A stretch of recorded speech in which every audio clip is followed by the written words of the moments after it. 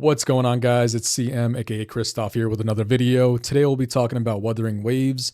This is just a quick video on how elements and synergies work, what each element actually does, how it affects your gameplay, and also how to build smart teams and echo setups around it. I'll be honest, when it comes to echoes, I'm not that well versed in them, but I'll do my best, mostly because I'm still technically a beginner in Wuthering Waves, so please go easy on me. This video is primarily just to help out other new players flooding in with recent updates, especially with Shikana coming out real soon. Let's jump right into it. So there are 6 main elements: Aero, Glacio, Fusion, Electro, Spectro, and Havoc.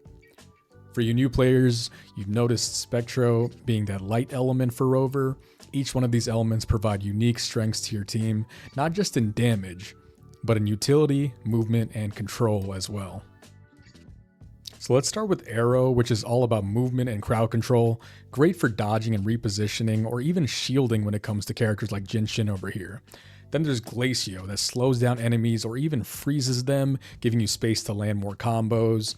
Sanwa is one of my favorite Glacios to use. I know she may not be everyone's popular choice, but personally I love using her and her aesthetic is very appealing to me.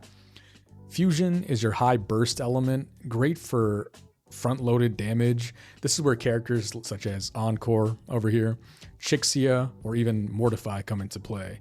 I believe Changli is also another popular one, but sadly I don't have her yet. Okay, next up we've got the element Electro for multi-hits and energy regen, my personal favorite being Yin Lin, but for beginners most people tend to go with Calcharo as their free 5-star, and he's pretty useful too. Then there's the Spectro element, which is mostly healing and support focused, such as Shorekeeper, but Rover and Phoebe are also great damage dealers is what I've come to learn. Finally, Havoc is the last element here, which leans into corruption, debuffs, and sometimes damage over time, also known as DOT. There's Havoc Rover, Donjin, Tauki, I'm not sure if I'm saying that name correctly, and those are characters who I personally own and enjoy playing as. As you guys can probably tell, I really enjoy off-meta builds in any game I play, and I'm glad Wuthering Waves gives me the ability to play the game without having to, use the same builds or characters as everybody else. So why the heck does this matter for team building? It's all about resonance synergy.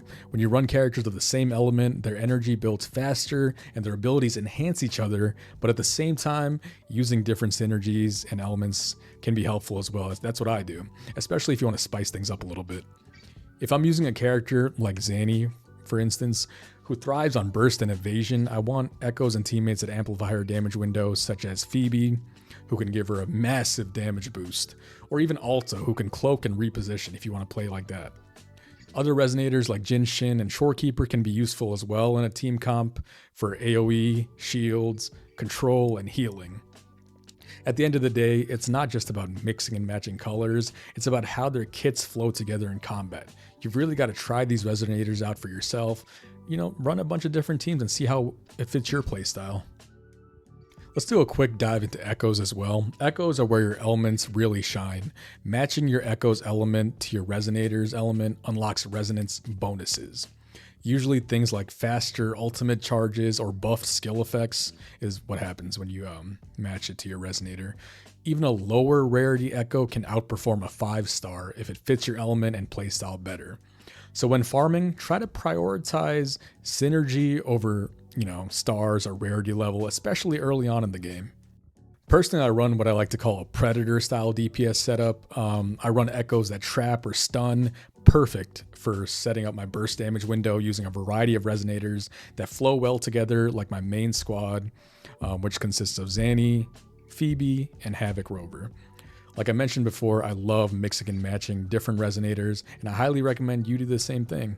So I may throw in Yin Lin for the control with the Electro element, or even Shorekeeper if I need a bit of a healing boost. Using the same 3 resonators can become repetitive, and enemies also tend to be stronger or weaker against certain elements, so just keep that in mind. So yeah, that's a quick breakdown on elements and synergy somewhat from my perspective, still as a newer player. If you're building your first solid team or trying to maximize your damage, honestly have fun with it. Go with something that fits your playstyle. Start by thinking about how your elements and echoes interact with each other, not just the stats. I've been playing a lot of Wuthering Waves recently, and with the new characters coming out like Zanny and Shikana, it's got me even more excited to keep playing and creating more content.